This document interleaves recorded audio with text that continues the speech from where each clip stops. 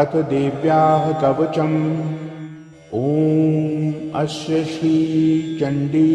कवचस्य ब्रह्मा ऋषिः अनुष्टुप् छन्दः चामुण्डा देवता अङ्गन्यासोक्तमातरो बीजं दिग्बन्धदेवतास्तत्त्वं श्रीजगदम्बा प्रीत्यर्थे सप्तशती पाठाङ्गत्वेन जपे विनियोगः। ॐ नमश्चण्डिकायै। मार्कण्डेय उवाच। यद्गुह्यं परमं लोके सर्वरक्षाकरं नृणां यन्न कस्यचिदाख्यातं तन्मे ब्रूहि पितामह। ब्रह्मोवाच। अस्ति गुह्यतमं विप्र सर्वभूतोपकारकं देव्यास्तु कवचं पुण्यं तच्छृणुष्व महामुने। प्रथमं शैलपुत्री च द्वितीयं ब्रह्मचारिणी तृतीयं चन्द्रघण्टेति कूष्माण्डेति चतुर्थकं पञ्चमं स्कन्दमातेति षष्ठं कात्यायनीति च सप्तमं कालरात्रीति महागौरीति चाष्टमं नवमं सिद्धिदात्री च नवदुर्गाः प्रकीर्तिताः। उक्तानेतानि नामानि ब्रह्मणैव महात्मना अग्निना दह्यमानस्तु शत्रुमध्ये गतो रणे विषमे दुर्गमे चैव भर्याताः शरणं गताः न तेषां जायते किञ्चित् शुभं रणसङ्कटे नापदं तस्य पश्यामि शोकदुःखभयं नहि। यैस्तु भक्त्या स्मृता नूनं तेषां वृद्धिः प्रजायते ये त्वां स्मरन्ति देवेशि रक्षसे तान्न संशयः। प्रेतसंस्था तु चामुण्डा वाराही महिषासना ऐन्द्री गजसमारूढा वैष्णवी गरुडासना माहेश्वरी वृषारूढा कौमारी शिखिवाहना लक्ष्मीः पद्मासना देवी पद्महस्ता हरिप्रिया श्वेतरूपधरा देवी ईश्वरी वृषवाहना ब्राह्मी हंससमारूढा सर्वाभरणभूषिता इत्येता मातरः सर्वाः सर्वयोगसमन्विताः नानाभरणशोभाढ्या नानारत्नोपशोभिता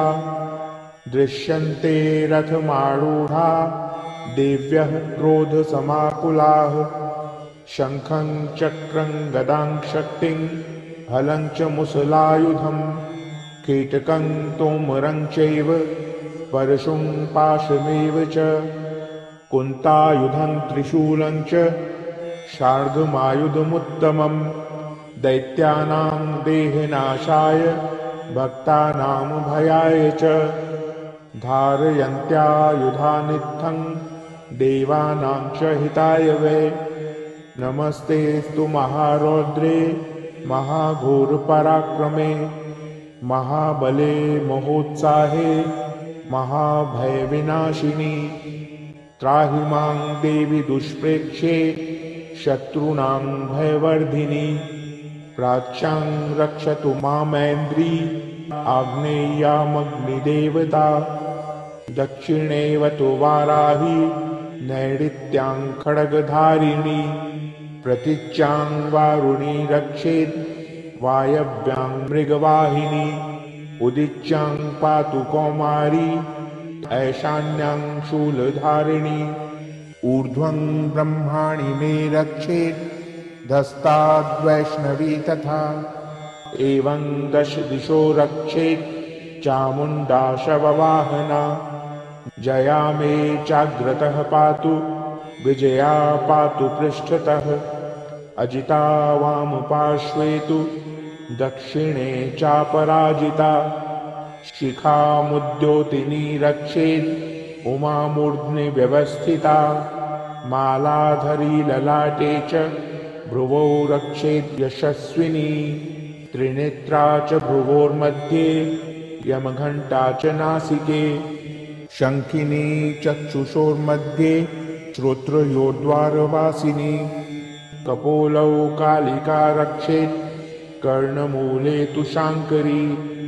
नासिकायां सुगन्धा च उत्तरोष्ठे च चर्चिका अधरे चामृतकला जिह्वायां च सरस्वती दन्तान् रक्षतु कौमारी कण्ठदेशे तु चण्डिका घण्टिकां चित्रघण्टा च महामाया च तालुके कामाक्षी चिबुकं रक्षेत् वाचं मे सर्वमङ्गला ग्रीवायां भद्रकाली च पृष्ठवंशे धनुर्धरी नीलग्रीवा बहिःकण्ठे नलिकां नलकूबरी स्कन्धयोः खड्गिनी रक्षेत् बाहू मे व्रजधारिणी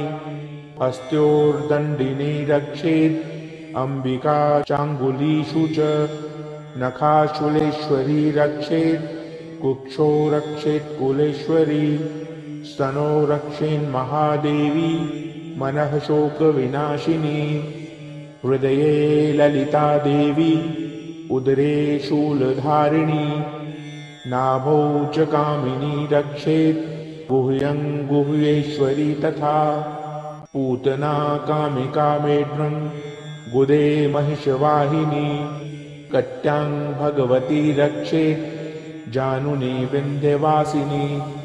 जङ्घे महाबला रक्षेत् सर्वकामप्रदायिनी गुल्फ्योर्नारसिंही च पादपृष्ठे तु तेजसी पादाङ्गुलीषु श्रीरक्षेत् पादाधस्तलवासिनी नखान् दंष्ट्राकराली च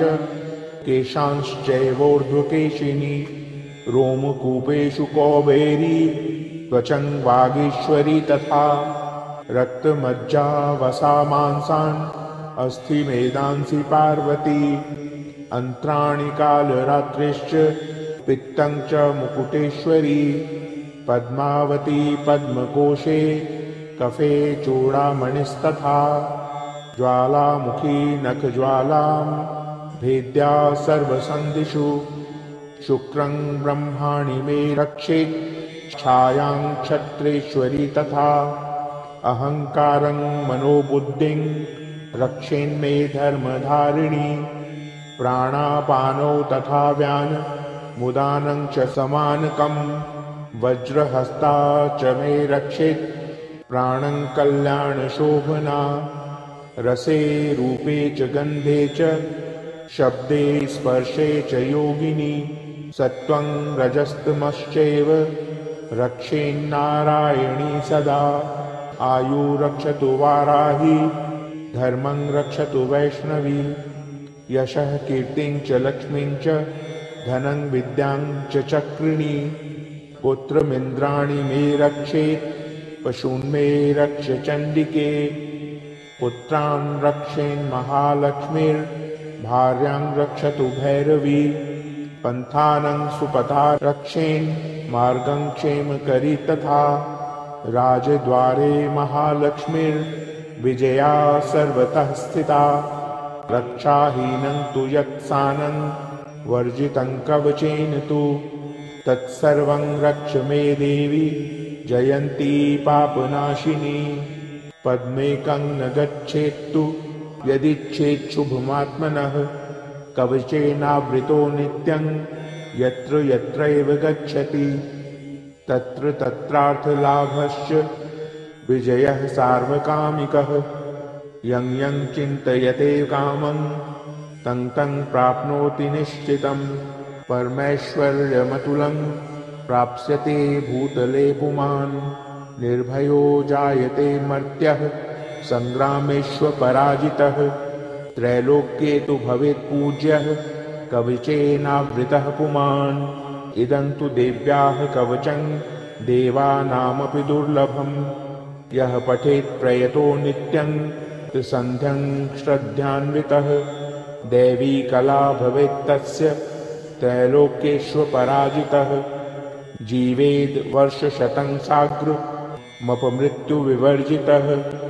नश्यन्ति व्याधयः सर्वे